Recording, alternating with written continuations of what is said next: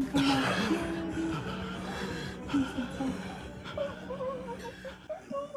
only way to have a level playing field the highest level of play. No, I'm just not cool with white supremacy, y'all. It's really not that. I think a lot of you gamers are actually white supremacists. Sorry.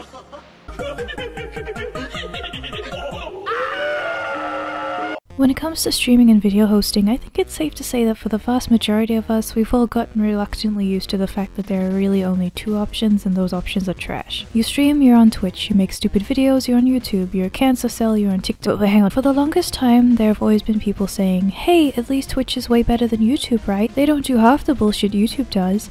Hell, even DSP has said this before. Why are you gay? But the tides have suddenly turned thanks to some absolute crazy bullshit that's went down recently, and for me, honestly, all it did was expose the platform for being bullshit all this time anyway, and apparently a lot of people haven't seen that until now. In my personal armchair psychology opinion, I believe it's just because people didn't want to believe that every single social media platform is a censorious basilisk that will bite your head off for making a despite joke or anything that goes against the current politics that they're trying to simp for, but that's the way it is. Humanity always goes in waves of dark ages and enlightenment, which loops back around and repeats on each other like an Ouroboros. Looking at the way things are now compared to what I've heard about when the internet first came about, or the Wild West internet if you will, even though I didn't experience it myself, it definitely looks like for the past at least 10 years or so we've been in some sort of dark age that has really only hit a climax that even the normies have noticed now. The current bans on Twitch and other social media stuff is only really a consequence of this, and I suppose what happens in the years coming will determine whether or not that dark age is with us forever.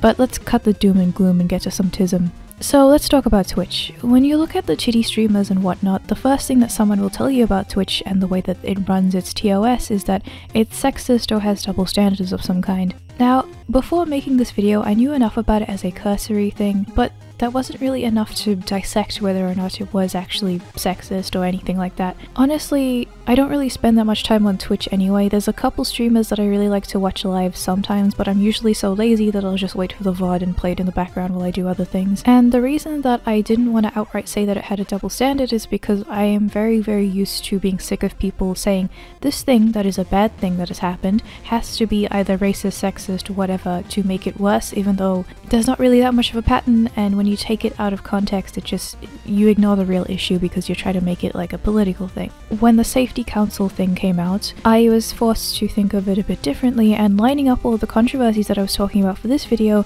it started to become very dumb to continue to believe that there wasn't some sort of double standard, so I changed my mind. Yes, there is absolutely a problem that leans a very specific way, and while we're not talking about absolutely everything today, we're talking about a whole lot of stuff that I think really shows that everything is on fire. The way the wind blows is a fickle thing. It can change at any time, so if you ask me, be very careful at the angle that you piss in it.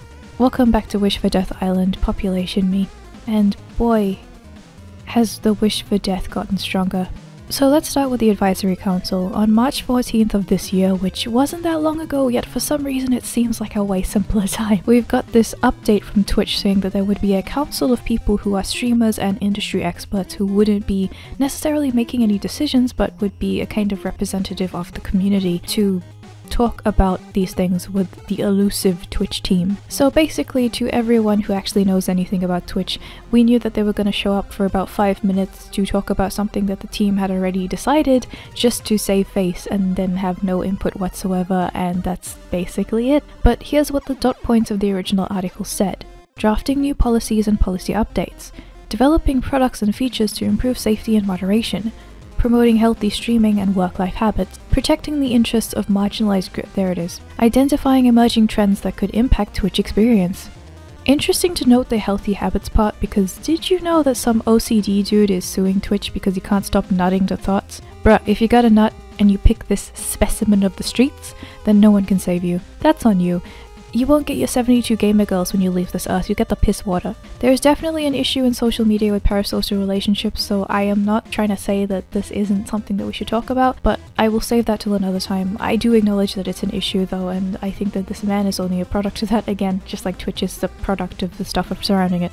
But going back to the post, the team has 4 people who are behind the scenes, and we can call them the theoretical side, and then they have 4 people who are streamers, who I will call the practical side. The theoretical side really doesn't have too much going on. However, there was this person called TL Taylor that I remember was involved in the Gamergate thing, where they made identitarian think pieces talking about how gaming needs to make space for gendered issues and identity politics. So they're one of those people. I don't really care about the rest of them, and even then it's a small thing, but it sets the precedent for some of the stuff that will follow. On the practical side, the streamers, we have 2 guys who are really popular. One of whom I know is Carnage. I have watched 1 or 2 of his things. I don't really pay attention to super popular streamers. One person who I just don't give a shit about, and the Deer Girl. This is ferociously chewing grass, and she was immediately under fire like the day after the post went public because people went through what she actually streamed and started finding some concerning things.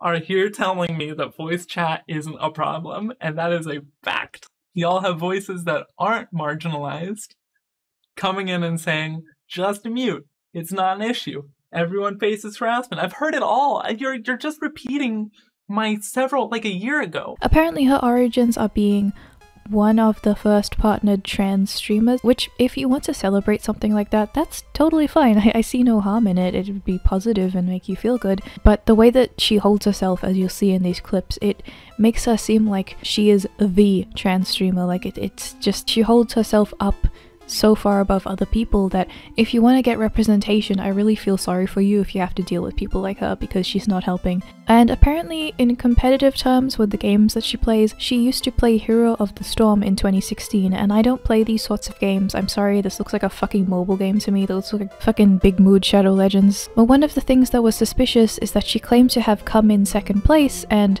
when it was looked into, apparently she lied. Some people on the team actually came out and said something, and Steph was not happy that they said so. But it already started this downward spiral where she suddenly was shown to be a liar. And there were a lot of other things that she lies about. The second thing is that she identifies as a deer, and look, I kind of had to bring it up, but I don't really give a shit. I could make a big deal about how she's using male deer antlers and how it's ironic. Honestly, it doesn't really matter. So when we have something like either a physical thing or a concept, we use symbols. Like an eye symbol doesn't really look that much like an actual eye, and a lot of eyes vary depending on your race and whatever. So with deer, the thing that we recognize with deer is the antlers, even though doe don't really have them. So obviously she's gonna go with the icon if she wants to be represented by a particular furry thing. I really don't care. I get that it's a joke, but I understand why she did it. She states that she eats grass and prances around, and so in my spare time, I go out to my yard. And I prance around, and I eat grass, and I just munch it because it helps me feel like in tune with my dear self.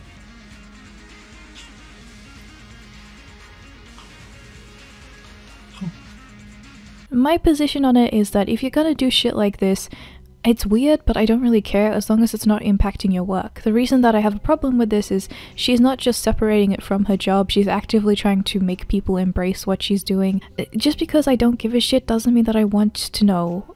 Don't shove it down people's throats. It's like the whole cuck thing. Like, I think it's kind of pathetic, but if you're into it, you're into it. Just don't constantly talk to me about it, and don't act like people who don't do it are morally bankrupt. That one comic that came out ages ago, people were clowning on it because it's a fucking joke. It's the same thing here. If you want to be a deer, be a deer. I'm sure there's some weird psychological thing, but I'm not qualified, so I'm not going to talk about it, but don't act like it's normal. The problem with this is that Twitch clearly has a TOS thing against sexual stuff, and they ignore it for the Twitch thoughts, which is bad enough, but for Steph and Ambassador, it's a very telling thing when she not only breaks these rules by having a clip of her getting a deer orgasm live, but it's one of those things that gets ignored because she's an ambassador, so she gets preferential treatment.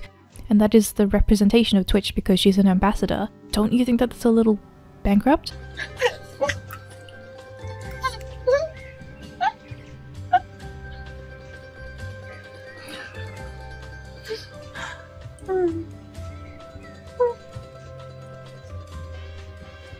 And come back here, maybe. Listen, so down to the back of the head. Bring down a little bit. there's something to be said about people being assholes on the internet and all that kind of stuff, but I want to make something very clear. That there's the obvious thing with people saying that people are only going after her because she's trans, and that is false. However, there are a small portion of people, as per usual, who are just specifically targeting her because she's trans. Well, I will defend your right to say the things that you're saying about her, no matter what.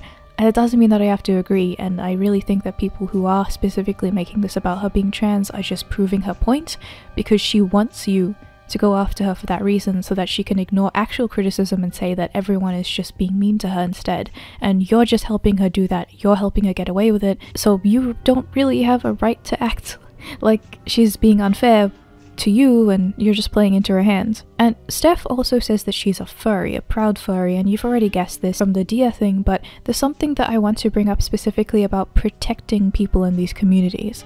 So with the furry community, I don't really understand it, of course, because it's not appealing to me. I've never really spent time in it. I don't want to. It seems like a not very nice place. But with all of the nice people that could be in there, the problem that I see as an outsider is a huge portion of them tend to cover up when a furry rapes a puppy or assaults someone, because the logic is all the people who are being outed, if we cover up these stories, people won't accuse us of being dog fuckers. Because the thing with the furry community is a lot of people are like, you guys like to fuck animals, right? And you can go into how many of them do and how many of them don't, but at the end of the day, people who think that trying to cover up the stories of people who actually do these things would be protecting the community is absolutely wrong, because the opposite is true. If you continuously go after people because they're just being harassers and cherry picking, they're just talking about individuals, and you're making it sound like you count these people as the group, like the representation of your group, even though you're trying to do the opposite.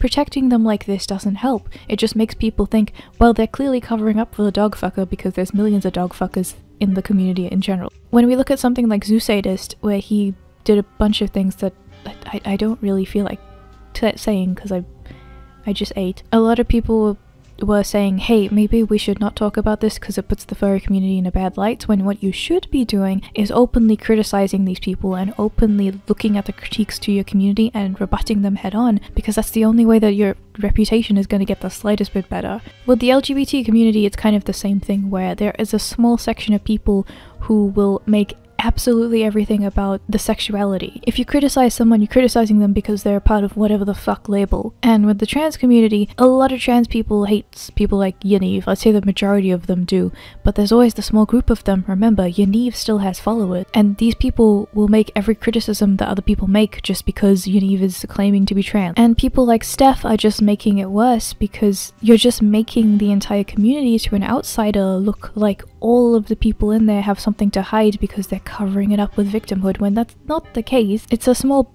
group of people being stupid, but it doesn't help. You're doing the opposite, and the reason that I'm bringing all of this up is because Steph is a community ambassador. She's supposed to be a representative, and a representative causing more harm to everyone that she's apparently protecting. I've heard all of this shit before. It never changes, but really it's a frustrating thing that you need to just talk about once in a while.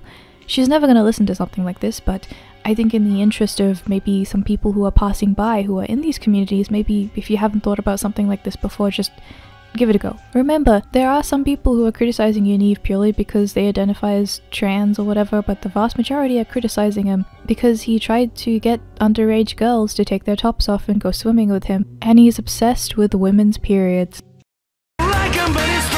People don't like Steph because Steph is a dumb fuck and dishonest, but please just learn some self-awareness. So one of the biggest problems with her that was immediately noticed is that she's drunk off of the power that she got, and she's exaggerating the power that she has and making outrageous statements. Can't get rid of me. Twitch is endorsing me, and there's nothing you can do about it. So I'm just gonna dance to your sad tears. I'm just gonna drink your tears. But I'm hanging in there, and I'm not going anywhere. I have power. They can't take it away from me. And honestly, you know, there are some people that should be afraid of me, and that they are, because I represent moderation and diversity, and I'm gonna come for hurtful, harmful people. If you're a really shitty person, I'm gonna stand up against you. Period.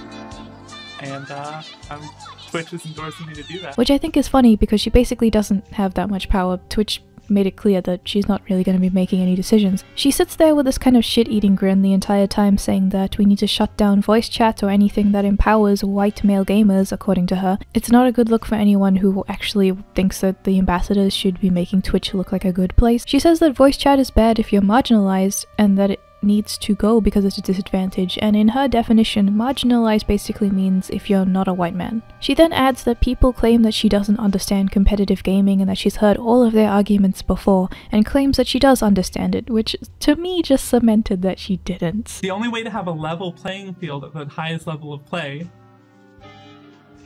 is to have is to not have voice chat, to not have people give up their linguistic profiles. I mean, and maybe you think, you know, if you are a competitive gamer, which a lot of people have been like, Steph, you clearly know nothing about competitive play. Well, competition, by the way, y'all, competition requires you to get every advantage possible. To become the top 0.01% in any video game, you have to squeeze every amount of advantage you can possibly get.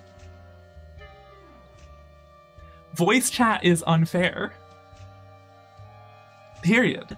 I said a lot of people with cis white male sounding voices are here telling me that voice chat isn't a problem, and that is a fact. Y'all have voices that aren't marginalized coming in and saying, just mute. It's not an issue. Everyone faces harassment. I've heard it all. You're just repeating my like a year ago. Because here's the thing, competitive stuff is meant to show basically the peak of skill in that particular thing. And yes, if you don't have that particular skill because of an emotional hang-up or something, you're gonna not be good in it. You're not gonna be successful. That's just the way it is. There's a lot of aggression in competitive spaces because you need that to fight for #1 spots. I'm not competitive, so I don't go anywhere near those. I watch them, but I don't participate at all because I'm not fit for that kind of thing. It comes across like Steph wants to be fit for that kind of thing, but she's not, so instead of looking inward, she just is trying to tear the whole thing down because it doesn't fit for her. And a lot of people have come out saying that as a white man or whatever, they've gotten harassment in voice chat as well. It's just a problem in general for certain people, and depending on what game you play, not depending on what you look like. And if you want to address this problem, that's totally fine. There's probably a lot of problems in competitive spaces that aren't being addressed because it's such a fast-paced environment, but Steph making it about some arbitrary sexism, racism thing isn't helping at all. And in my view, she's not honest at all about it. She's just having a tantrum because she doesn't fit in. It's the whole problem with social justice in general. People have been saying this for years, but there's this one approach where if somebody has a wheelchair, you can say, hey, let's do something so that people can still enjoy what they want to, but the person who is disadvantaged can also join in and it doesn't impact the other people. But social justice comes along and says, hey, people have wheelchairs, so let's break everyone else's kneecaps, because no one can enjoy walking.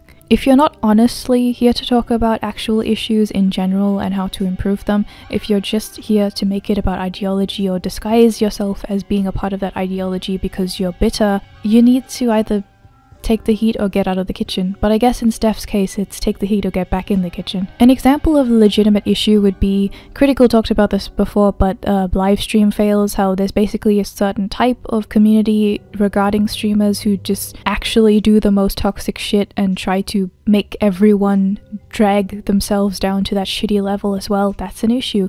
You could talk about how certain games with older communities might have a smaller niche community that is very shitty. Like, you could hop into a game with voice chat and there's just a bunch of angry Russian kids yelling. Or maybe there are some games where voice chat is just terrible in general. I get it, but it doesn't help when Steph is the one who's talking about it. One of the funniest things that she said is that she can hear who sounds like a white man, so she'll listen to someone's voice, and I guess assuming that the voice is normal, she'll suddenly think that they're white. Coming from a pronouns in bio, one of the first things that they tell you is that you can't assume anything about someone if they have a certain sounding voice because they might identify differently. And I get that that's a legitimate issue as well, but it's funny how it suddenly goes out the window when it's for people she disagrees with. I guess she can tell if someone sounds white just over the phone. Hey, Steph, do I sound white? Do I sound like a white person to you? Because I did face cam in my last video, and if you think I'm white, then you're in for a big surprise. Do I have to sound like a child soldier from Uganda in order to fit the way that I look, or what? It never ceases to amaze me how these people will constantly say that other people are the ones perpetuating some white supremacy monologue, when in reality they themselves will come out with some of the most like pro-white supremacy sounding shit that I've ever heard. It's amazing. Another thing that I want to talk about is just the idea of deductive reasoning or assumption. People tend to think that having a basic assumption in your brain is a bad thing when it's really not. If I'm on the phone with someone and I don't know what they look like and they sound like a dude, I'm going to make the assumption that they are one, and maybe if I meet them in person and they say, hey, actually identify as this, I'll go, hey, thanks for letting me know, and I'll drop the assumption. It's just perfectly natural for someone to think about the norm of the things that they've heard before, reason in their mind, or make an automatic assumption that this is the case. The problem is when you act on these assumptions without further research or further knowledge and then just end up discriminating against someone or making them out to be a certain way because of your assumption. Obviously that's the issue, but the assumption itself is perfectly fine. Everyone has those assumptions. Someone playing a particular type of game or looking at the expression on someone's face, something that has nothing to do with race or sex, will end up having a particular type of assumption attached to it that is healthy and normal. It's what you do with it that matters. The demonization of the basis of assumption is just the oddest thing to me. Then someone in her replies says that they need voice chat because they're dyslexic and they can't read the chat, and then she makes fun of them for being dyslexic in her reply, telling them that they need to get their dyslexic ass out of her mentions. That's fantastic. So on the subject of her saying there are people who should feel afraid of me and what I can do, she acts like she's a part of some sort of Freemason-tism society and not just a glorified Twitch mod that can't actually do anything. The main clip is the one that I played at the beginning, is where she says that gamers are white supremacists and conflates the gaming culture, numerous gaming cultures that aren't just all the same thing, varied as they are, all with white supremacy. Now, it's important to consider that she was flustered at the time because there were people in her chat that were just spamming stupid shit. It was clearly affecting her. She later on clarified that she misspoke and meant that she said that people in her chat at the current time were white supremacists and they weren't a representative of the majority of gamers. Even if we assume that she's being honest here, it still contradicts heavily what she said in the past, and it also just the assumption is dumb anyway, because if people know that she hates white supremacists, trolls will immediately use that language regardless of their actual beliefs, and in a chat in Twitch you can't tell what they actually believe. They're just LARPing. So even then, she's not right in any way. And on the other hand, I really want to believe that she misspoke because I understand that feeling all the time. I do that all the time, but the way that she acts and how smug she is makes me think that she was just backpedaling because she really does believe this. She can't really rebut the backlash, so she's just pretending that she never meant it in the first place. It's just slimy to me. A lot of major streamers have been calling her out. There was one in particular that I thought was really funny, of someone who thought that she was mentally disabled but didn't want to respond and accidentally bully her or something. Beautiful. Special needs thing, so I didn't want to say shit.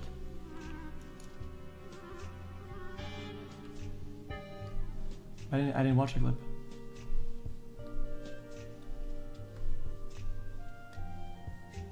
That's why I didn't watch the clip.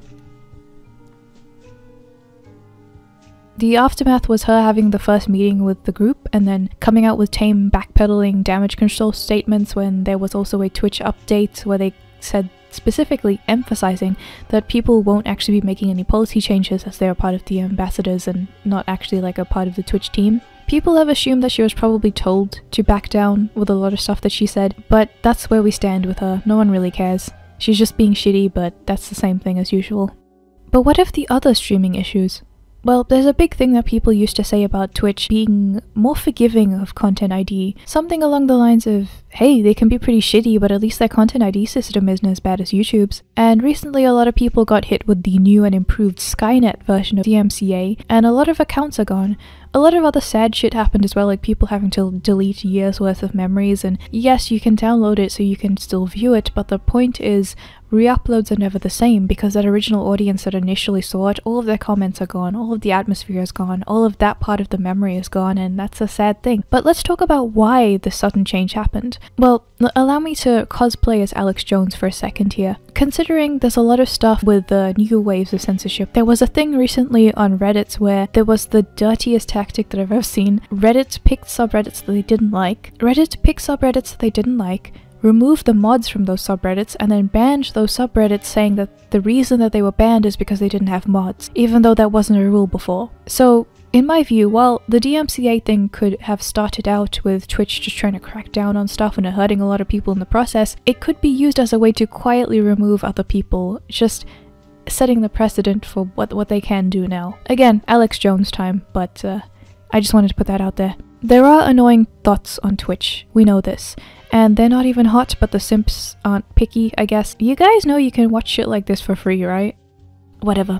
There have been a few things concerning the double standard when it comes to gender, and I want to show you this by comparing two scenarios. The first is a guy who got really excited at some game. I think it was WoW, and to show his excitement he jumped up and down and took his pants down partially. These movements, you could see out of context that they might be considered sexual to some people, but he's making fun of himself by kind of botching these sexual movements to make it not sexual. He's making fun of himself for entertainment because he's showing how excited he is using self-deprecating humor. This is clearly just jokes, but he was banned for this, and the only reason that he was unbanned is because he was popular. There's a lot of backlash, and if the backlash didn't happen, I think he would have still been banned. Now let's compare this to Alinity, who has had her dog come up behind her while she was in an already intentionally sexual pose and did some things, and there have been so many similar scenarios, as well as like a nip slip, and then there was Amaranth who made comments about wanting to ride things while she danced in a bikini. And why is this okay when a man who wasn't even abusing TOS got banned?